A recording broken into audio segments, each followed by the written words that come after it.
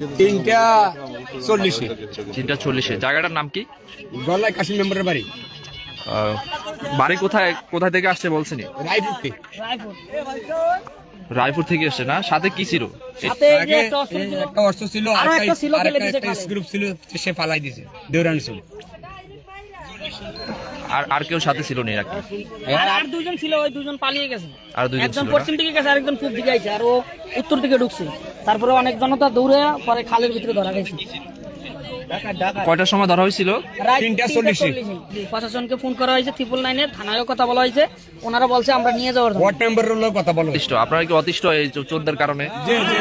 অনেক কিছু ধরা গেছে, এইখানে অনেক কিছু চুরি হয়েছে, কিছুদিন আগে অটো চুরি হয়ে গেছে। আর এডি লাগা ঘুমাতে পারে না রাতটা।